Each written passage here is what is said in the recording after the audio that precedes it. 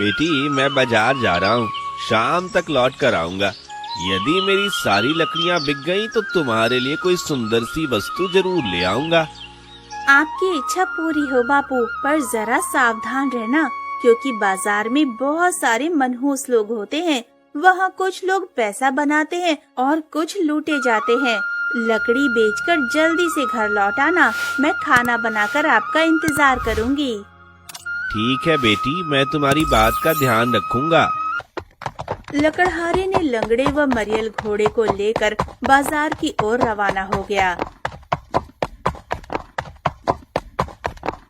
कुछ देर बाद बाजार में पहुंचकर एक तरफ खड़ा हो गया और ग्राहकों को आवाज लगाने लगा।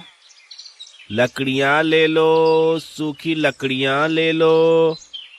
काफी देर के बाद एक धनी की दृष्टि उस लकड़हारे के ऊपर पड़ी। इस फटीचर बूढ़े को तो आसानी से ठगा जा सकता है।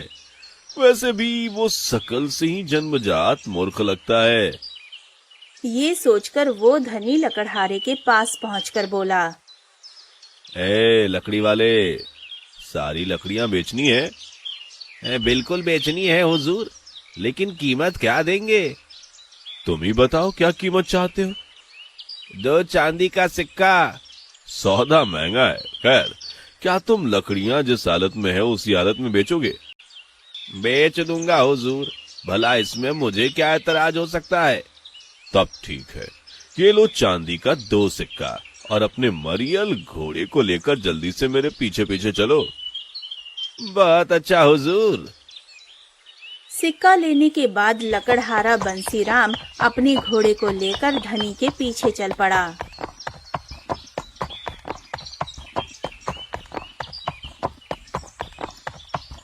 बड़ी किस्मत से आज कमाई अच्छी हुई है, सोचते हुए बंसीराम धनी के पीछे चला जा रहा था।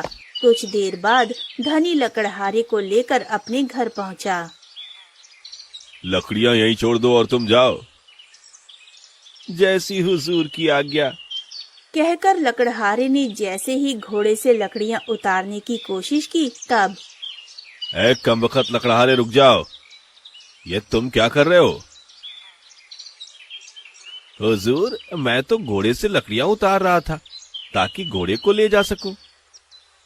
अरे बदमाश, क्या तुझे सौदे की शर्त याद नहीं जो तूने लकड़ियां बेचते समय मुझसे मंजूर की थी? कैसी शर्त हुजूर? मैं कुछ समझा नहीं। मैंने तो आपको 2 चांदी के सिक्के के बदले सारी लकड़ियां बेची। सारी लकड़ियां ही नहीं, बल्कि सिक्के के बदले तूने मुझे अपना घोड़ा भी बेचा है। क्या तूने इस शर्त पर लकड़ियां बेचना स्वीकार नहीं किया था कि लकड़ियां जिस हालात में है उसी हालात में बेचेगा? धनी की बात सुनकर बंसीराम के होश उड़ गए। हुजूर, आप ये क्या कह रहे हैं? शर्त के मुताबिक अब ये घोड़ा मेरा है। तुझे अपनी कीमत मिल चुकी है, इसलिए तू यहाँ से चलता बन। नहीं नहीं, ऐसा मत कहिए हुजूर, मैं गरीब आदमी बर्बाद हो जाऊंगा। लकड़हारा बहुत गिड़गिड़ाया, लेकिन धनी ने उसकी एक ना सुनी, बल्कि उसने आसपास के लोगों को भी इकट्ठा कर लिया। देख लो भाइयों, इस लकड़हारे की चालाकी। पहले सौदा किया, अब मुकर रहा है और सीना जोरी कर रहा है। क्या ये रहम करने योग्य है? नहीं नहीं, बिल्कुल नहीं। फिर इस गुस्ताख के साथ क्या व्यवहार करना चाहिए? भैया मेरी मानो तो इसे सरपंच जी के पास ले चलो। हाँ हाँ, यही ठीक रहेगा।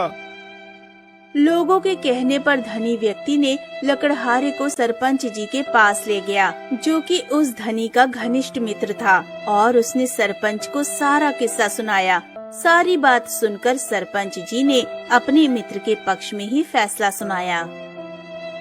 लकड़हारे को अपने सामान की पूरी कीमत मिल चुकी है और उसने ग्राहक की शर्त मानी है, इसलिए दोष इसी का है। अब घोड़े पर उसका कोई अधिकार नहीं। ओह, यहाँ भी मुझे न्याय नहीं मिला। बेचारा बंसीराम अपने जले नसीब पर आंसू बहाता हुआ जब अपने घर पहुँचा तो, बापू, ये तुम्हारी आंखों में आंसू कैसे? सब ठीक तो है ना? क्या बताऊं बेटी, हमारे तो भाग्य ही फूटे हैं। वैसे ही मेरे पास धन के रूप में कुछ नहीं था। आज हमारा लंगड़ा घोड़ा भी हाथ से निकल गया। बंसीराम ने सारी आपबीती माला को सुनाई। सारी बातें सुनकर माला ने अपने पिता की हिम्मत बढ़ाते हुए कहा, तुम जरा भी चिंतित मत हो बापू, सब ठीक हो जाएगा। भगवान के घर देर है पर अंधेर नहीं है।